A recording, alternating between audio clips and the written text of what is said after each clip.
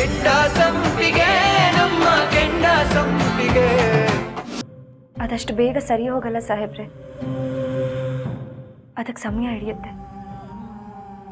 ರಾಜೇಶನ್ಕೊಂದು ಕೊಲೆಗಾರ ಯಾರು ಅಂತ ಗೊತ್ತಾಗೋವರೆಗೂ ಸ್ವಲ್ಪ ಕಷ್ಟನೇ. ಸುಮ್ಮನವ್ರೆ, ಇನ್ವೆಸ್ಟಿಗೇಷನ್ ಬೇಗ ಆಗಲಿ ಅಂತ ನಾನು ಪ್ರೆಷರ್ ಹಾಕ್ತಾ ಇದ್ದೀನಿ.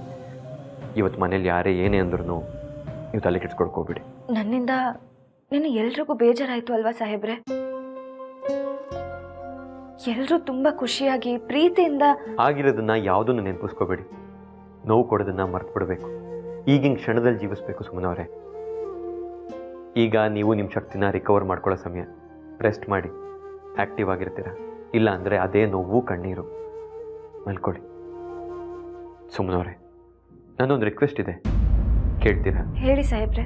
ನಾನು ಬರೋಷ್ಟರಲ್ಲಿ ನೀವು ನಗ್ನಗ್ತಾ ಇರಬೇಕು, ಆಗುತ್ತಾ? ಅಯ್ಯೋ ಲೇಟ್ ಆಗೋಯ್ತು, ನಾನು ಬರ್ತೀನಿ. ಸಾಹೇಬ್ರೆ ತಿಂಡಿ? ಅಮ್ಮ ಆವಾಗಲೇ ಬಂದು ಕರೆದ್ರು. ಕೆಳಗಡೆ ಹೋಗಿ ತಿಂಡಿ ಮಾಡಿಕೊಂಡು ಪಾರ್ಟಿಗೆ ಫಿಲ್ ಡೈರೆಕ್ಟ್ ಹೋಗ್ತೀನಿ. ಬರ್ತೀನಿ.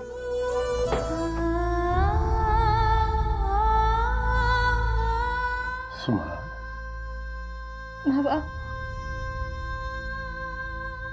ಅಳಬೇಡ ಕಥ, ಅಳಬೇಡ. ಎಷ್ಟೊಂದ ಜ್ಞಾಪಿಸ್ಕೊಂಡಿರ್ತೀಯ. ಜೀವನದಲ್ಲಿ 10 ಸಂತೋಷಗಳಿರುತ್ತೆ ಕಣಮ್ಮ. ಅದರಲ್ಲಿ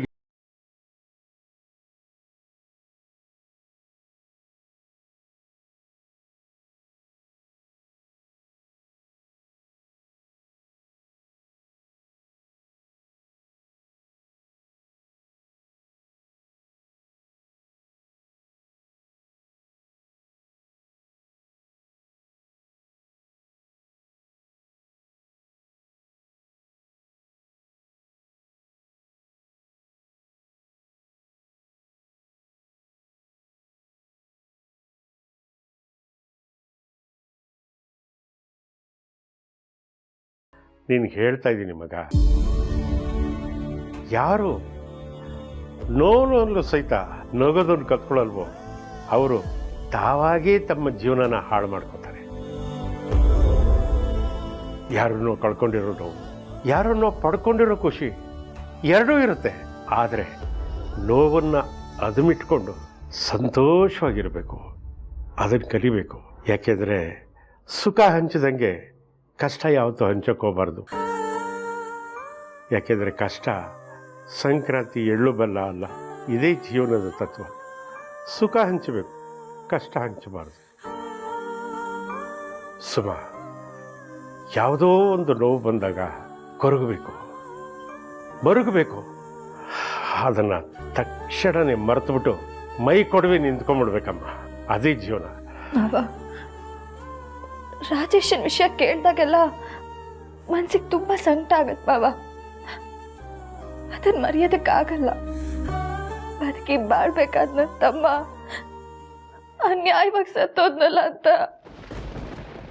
ಸಂಕಟ ಆಗತ್ತೆ ಬಾಬಾ. ಹೌದಮ್ಮ, ತುಂಬ ಚಿಕ್ಕ ವಯಸ್ಸು, ಪಾಪಿಗಳು, ದ್ರೋಹಿಗಳು ಅವನ ಅನ್ಯಾಯವಾಗಿ ಕೊಂದುಬಿಟ್ರು ಕಣ್ಣ. ಖಂಡಿತ ಅದರಲ್ಲಿ ಅವನ ತಪ್ಪೇನೂ ಇಲ್ಲಮ್ಮ. ಅದನ್ನು ಯಾರು ಮಾಡಿದಾರೋ ಅವ್ರಿಗೆ ತಕ್ಕ ಶಿಕ್ಷೆ ಆಗಲೇಬೇಕು. ಆಗ ಅವನಿಗೆ, ಅವನ ಆತ್ಮಕ್ಕೆ, ನಮ್ಮೆಲ್ಲರಿಗೂ ಶಾಂತಿ ಸಿಕ್ಕೋದು. ಅದು ಯಾರು ಅಂತಾನೆ ಗೊತ್ತಾಗ್ತಿಲ್ವಲ್ಲ ಮಾವ.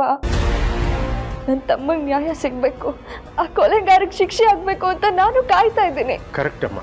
ಅಪರಾಧಿ ಯಾರು ಅಂತ ಗೊತ್ತಾದ ಮೇಲೆ ಅವನಿಗೆ ಶಿಕ್ಷೆ ಆಗಲೇಬೇಕು. ಆದರೆ ಆಗ್ತಿಲ್ವಲ್ಲ ಮಾವ. ರಾಜೇಶ ಸತ್ತು ಆಗಲೇ 1 ವರ್ಷ ಆಗ್ತಾ ಬಂತು. ಆದರೆ ಈಗಲೂ ಅವ್ರು ಯಾರು ಅಂತಾನೆ ಗೊತ್ತಾಗ್ತಿಲ್ಲ. ನೀನೇನು ಚಿಂತೆ ಮಾಡಬೇಡ ಕಂದ. ತೀರ್ಥನ್ ಜೊತೆ ನಾನು ಇವತ್ತೇ ಮಾತಾಡ್ತೀನಿ. ಮೊದಲು ಈ ವಿಷಯನ ತುಂಬ ಸೀರಿಯಸ್ ಆಗಿ ತಗೋ. ಆ ಕೊಲೆಗಾರ ಯಾರು ಅನ್ನೋದನ್ನು ಮೊದಲು ಹುಡುಗಿಸು ಅಂತ ಹೇಳ್ತೀನಿ. ನನಗೆ ಕಮಿಷನರು ತುಂಬ ಕ್ಲೋಸ್ ಆಗಿದ್ದಾರಮ್ಮ. ಇವತ್ತೇ ಅವ್ರ ಹತ್ರನೂ ಮಾತಾಡ್ತೀನಿ. ದಯವಿಟ್ಟು ಮಾತಾಡಿ ಮಾವ. ನನ್ನ ತಮ್ಮನ ಆತ್ಮಕ್ಕೆ ಶಾಂತಿ ಸಿಗಬೇಕು. ಆ ಕೊಲೆಗಾರ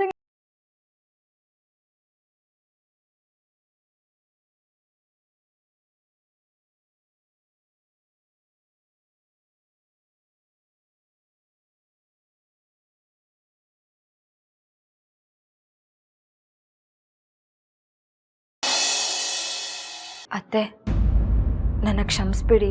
ಯಾಕಮ್ಮ, ಏನಾಯಿತು? ನಿನ್ನೆ ಆದ ಘಟನೆಯಿಂದ ಎಲ್ಲರೂ ಮನಸ್ಸನ್ನು ನೋಯಿಸ್ಬಿಟ್ಟೆ ಅತ್ತೆ.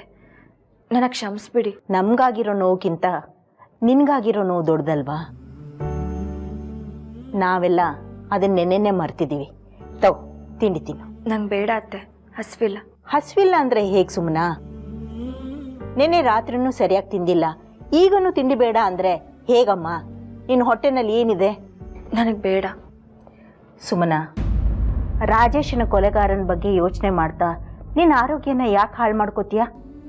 ಎಲ್ಲದಕ್ಕೂ ಒಂದು ಟೈಮ್ ಅಂತ ಇರುತ್ತೆ. ಆ ಟೈಮ್ ಬಂದರೆ ಎಲ್ಲ ಅದ್ರ ಪಾಡಿಗೆ ಅದು ಸರಿ ಹೋಗುತ್ತೆ. ನನ್ನ ಮನೆ ಸರಿ ಹೋಗಬೇಕು ಅಂತ ನಾನು ಎಷ್ಟು ವರ್ಷದಿಂದ ಪ್ರಯತ್ನ ಪಟ್ಟೆ, ಆದರೆ ನನ್ನ ಕೈಲಾಗಲಿಲ್ಲ. ನೀನು ದೇವತೆಯಾಗಿ ಬಂದು ಸರಿ ಹೋಯ್ತು. ಇದು ಹಾಗೆ, ನ್ಯಾಯ ಕೊಡಿಸೋದಕ್ಕೋಸ್ಕರ ದೇವರು ಸಹಾಯ ಮಾಡ್ತಾನೆ. ಈಗ ಮನೆಯಲ್ಲಿ ಎಲ್ಲ ಸರಿ ಹೋಗ್ತಾ ಇದೆ, ಸಂತೋಷದ ವಾತಾವರಣ ತುಂಬ್ತಾ ಇದೆ. ನೀನು ಈ ಸಮಯದಲ್ಲಿ ಹೀಗಿರೋದು ಯಾವ ನ್ಯಾಯ ಹೇಳು? ಮನೆ ಪರಿಸ್ಥಿತಿ ಸರಿ ಹೋಗುತ್ತೆ, ಸಮಯಕ್ಕೋಸ್ಕರ ಕಾಯೋಣ ಅಂತ ನೀವು ಕಾಯಲಿಲ್ಲ ಅಲ್ವಾ? ನಿಮ್ಮ ಪ್ರಯತ್ನ ನೀವು ಮಾಡಿದ್ರಿ ಅಲ್ವಾ ಅತ್ತೆ? ಹಾಗೆ ನಾನು ಪ್ರಯತ್ನ ಪಡ್ತಿದ್ದೀನಿ, ಆದರೆ ಫಲ ಸಿಕ್ಕಲಿಲ್ಲ. ನೀನು ಪ್ರಯತ್ನ ಪಡೋದಕ್ಕೆ ನಮ್ದು ಯಾರ್ದು ಅಭ್ಯಂತರ ಇಲ್ಲಮ್ಮ. ನೀನು ಅದ್ರ ಬಗ್ಗೆನೇ ಯೋಚನೆ ಮಾಡ್ತಾ ಮಾಡ್ತಾ ಊಟ ತಿಂಡಿ ಬಿಟ್ರೆ ನಮಗೆ ಸಂಕಟ ಆಗಲ್ವಾ?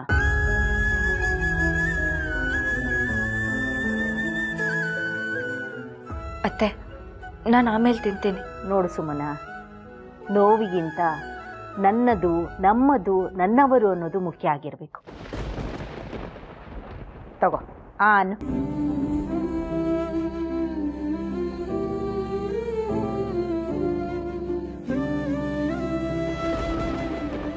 ಸುಮನ, ದೇವ್ರಿದ್ದಾನೆ, ನೀನು ಎಲ್ರಿಗೂ ಒಳ್ಳೆಯದನ್ನೇ ಬಯಸ್ತೀಯ. ಅಂಥದ್ರಲ್ಲಿ ನಿನಗೆ ಯಾಕೆ ಕೆಟ್ಟದ್ದು ಬಯಸ್ತಾನೆ ಹೇಳು? ಆ ದೇವರು ನಿನ್ಗೇನಾದರೂ ಅನ್ಯಾಯ ಮಾಡ್ದ ಅಂತ ಇಟ್ಕೋ, ಆವಾಗ ಈ ನಿನ್ನತ್ತೆ ಆ ದೇವ್ರ ಜೊತೆ ಜಗಳ ಮಾಡಿ ನಿನಗೆ ನ್ಯಾಯ ಸಿಗೋ ಹಾಗೆ ಮಾಡ್ತಾಳೆ. ಹೌದು, ಸಾಹೇಬ್ರು ನನಗೆ ಏನೋ ಉಡುಗೊರೆ ಕೊಟ್ಟಿದ್ರು, ಅದೇನು ಅಂತ ನೋಡಲೇ ಇಲ್ಲ. ಛೇ, ಸಾಹೇಬ್ರು ಕೊಟ್ಟಾಗಲೇ ಇಸ್ಕೋಬೇಕಾಗಿತ್ತು. ಇವತ್ತು ಎಲ್ರಿಗೂ ಬೇಜಾರು ಮಾಡ್ತಾನೆ ಇದ್ದೀನಿ, ಅದೇನು ಅಂತ ನೋಡ್ತೀನಿ.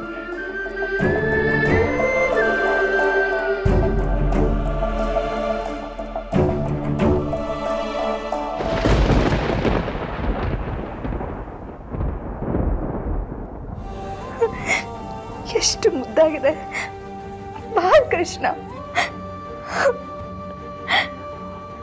ದೇವ್ರೆ, ಅಯ್ಯೋ ನಾನೆಂತ ದಡ್ಡಿ, ಇದನ್ನ ಎಲ್ರ ಮುಂದೆ ಕೊಟ್ಟು ಖುಷಿ ಪಡಬೇಕು ಅನ್ಕೊಂಡ್ರು ಸಾಹೇಬ್ರು. ನಾನೇ ದಡ್ಡಿ ಥರ ಆಡ್ಬಿಟ್ಟೆ. ಕೆಳಗಡೆನೆ ಇರ್ತಾರಲ್ಲ ಸಾಹೇಬ್ರೆ, ಸಾಹೇಬ್ರೆ, ಸಾಹೇಬ್ರೆ.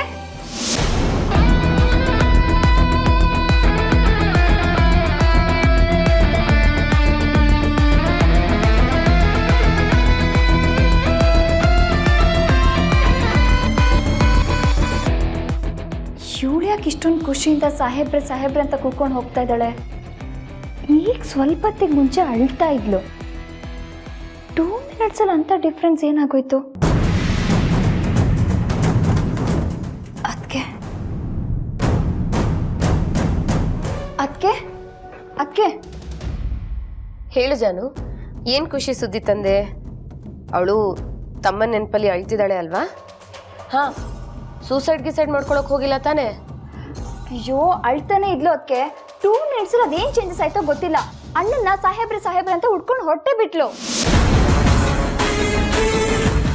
ಖುಷಿಯಾಗಿದ್ಲ? ನೀನು ಸರಿಯಾಗಿ ನೋಡಿದ್ಯಾ? ಅವಳ ಮುಖದಲ್ಲಿ ಖುಷಿ ಇತ್ತಾ? ಅಯ್ಯೋ ದೇವ್ರೆ ಅಂತ ಖುಷಿಯಿಂದ ನುಳ್ಕೊಂಡು ಓಡ್ ಹೋದ್ಲು. ಅವಳ ಕೈಯಲ್ಲಿ ಗಿಫ್ಟ್ ಬಾಕ್ಸ್ ಬೇರೆ ಇತ್ತು. ಮೋಸ್ಟ್ಲಿ ಅಣ್ಣ ಏನಾದ್ರು ಗಿಫ್ಟ್ ಕೊಟ್ನಾ ಅಂತ. ತೀರ್ಥ ಗಿಫ್ಟ್ ತಂದಿದ್ದ. ಅವನದನ್ನು ಅವಳಿಗೆ ಕೊಡಬಾರ್ದು ಅಂತಾನೆ ನಾನು ಫಸ್ಟು ಕೈ ತುತ್ತು ಮುಗಿದು ಬಿಡ್ಲಿ, ಆಮೇಲೆ ಗಿಫ್ಟ್ ಕೊಡೋಣ ಅಂತಂದೆ. ಆವತ್ತೇನೋ ತಪ್ಪಿಸ್ದೆ. ಇವತ್ತು ತಪ್ಸೋದಕ್ಕಾಗ್ಲಿಲ್ಲ ನೋಡು. ಹಾಗಾದ್ರೆ ಅವಳು ತಮ್ಮನ್ನ ನೆನ್ಸ್ಕೊಂಡು ಒಂದೆರಡು ದಿನ ಅಳ್ತಾಳೆ ಅನ್ನೋದು ಸುಳ್ಳಾಗೋಯ್ತಾ ಅದಕ್ಕೆ? 2 ದಿನನ 1 ವಾರ ಅಳ್ತಾಳೆ ಅಂತ ಅನ್ಕೊಂಡಿದ್ದೆ. ಅವಳು ಅಳೋದನ್ನ ನೋಡಿ ನಾನು ಖುಷಿ ಪಡ್ಬೋದು ಅಂತ ಅನ್ಕೊಂಡಿದ್ದೆ. ಆದ್ರೆ ಈ ತೀರ್ಥ ತಂದಿದ್ದ ಗಿಫ್ಟ್ ಎಲ್ಲ ಹಾಳು ಮಾಡ್ಬಿಡ್ತು ಜಾನು. ಇಲ್ಲ ಜಾನು, ಕಬ್ಬಣ ಕಾದಾಗ್ಲೇ ಏಟ್ ಕೊಡ್ತಾ ಇರಬೇಕು, ಆಗ್ಲೇ ಅದು ಬಗ್ಗೋದು. ತಣ್ಣೀರು ಒಯ್ದ್ಬಿಟ್ರೆ ಏಟು ಕೊಡೋನ್ಗೆ ಸುಸ್ತಾಗತ್ತೆ ಹೊರತು ಅದು ಬಗ್ಗಲ್ಲ. ಹೌದು ಅದಕ್ಕೆ ಅವಳ ತಮ್ಮನ ವಿಷಯದಿಂದ ಅವಳನ್ನ ಹೊರಗಡೆ ಬರೋದಕ್ಕೆ ಬಿಡಬಾರ್ದು. ನಾವು ಆ ರೀತಿ ಅವಳಿಗೆ ನೋವು ಕೊಡಬೇಕು. ಅದಕ್ಕೆ ನಾನೊಂದು ಪ್ರಶ್ನೆ ಕೇಳಲಾ? ಅವಳಿಗೆ ಅದೇನೋ ಗಿಫ್ಟ್ ಬಂತಲ್ಲ, ಅದು ಅವಳ ತಮ್ಮನೇ ಕೊಟ್ಟಿರುತ್ತಾನೆ ಅಥವಾ ಅದೇನಾದ್ರೂ ನಿಮ್ಮ ಡ್ರಾಮಾನ? ಹೇಳಿ ಅದಕ್ಕೆ. ಅವಳ ತಮ್ಮನ ಎಮೋಷನ್ನ ಮುಂದೆ ಇಟ್ಕೊಂಡು ಅವಳನ್ನ ನಾವು ಹೇಗೆಲ್ಲ ಆಟ ಆಡಿಸ್ಬೋದು? ನಾನು ಏನ್ ಮಾಡ್ತೀನೋ ಬಿಡ್ತೀನೋ ಅದ್ರ ಬಗ್ಗೆ ತಲೆ ಕೆಡಿಸ್ಕೋಬೇಡ. ಆದ್ರೆ ಇದ್ರ ವಿಚಾರವಾಗಿ ಅವಳು ನೊಂದ್ಕೋತಿದ್ದಾಳಲ್ಲ, ಅದಕ್ಕೆ ಖುಷಿ ಪಡು. 1 ನಿಮಿಷ ಬಂದೆ. ಸಾಹೇಬ್ರೆ, ಸಾಹೇಬ್ರೆ. ಸುಮನ, ಏನಾಯ್ತಮ್ಮ? ಎಲ್ಲಿಗೆ ಓಡ್ತಿದ್ಯಾ? ಅತ್ತೆ, ಸಾಹೇಬ್ರಲ್ಲಿ ನಾನು ಅವ್ರನ್ನ ನೋಡ್ಬೇಕು, ಅವ್ರ ಜೊತೆ ಮಾತಾಡ್ಬೇಕು. ನನ್ ತಪ್ಪಾಯ್ತು ಅಂತ ಅವ್ರ ಹತ್ರ ಕ್ಷಮೆ ಕೇಳ್ಬೇಕತ್ತೆ. ಅವನು ಆಗ್ಲೇ ಆಫೀಸ್ಗೆ ಹೋದ್ನಮ್ಮ. ತಿಂಡಿ ತಿನ್ಕೊಂಡು ಹೋಗು ಅಂದ್ರೆ ಬರೀ ಟೀ ಕುಡ್ಕೊಂಡು ಹೋದ. ಅತ್ತೆ, ಮನೇಲಿರೋ ಆಫೀಸ್ ಕೆಲಸ ಮುಗಿಸಿ ಆಮೇಲೆ ಹೋಗ್ತೀನಿ ಅಂತ ಹೇಳ್ತಿದ್ರು. ಇಲ್ಲೇ ಇರ್ಬೇಕು, ನೋಡ್ಕೊಂಡ್ ಬರ್ತೀನತ್ತೆ. ಇಲ್ಲಮ್ಮ, ಅವನಾಗ್ಲೇ ಹೊರಟ. ಹೌದಾ? ಎಂತ ಕೆಲಸ ಆಗೋಯ್ತತ್ತೆ? ಯಾಕಮ್ಮ, ಏನಾಯ್ತು? ಅತ್ತೆ, ಇಲ್ಲಿ ನೋಡಿ, ನನ್ನ ಹುಟ್ಟುಹಬ್ಬಕ್ಕೆ ಅಂತ ಸಾಹೇಬ್ರು ನಂಗೆ ಏನು ಉಡುಗೊರೆ ತಂದಿದ್ದಾರೆ ಅಂತ.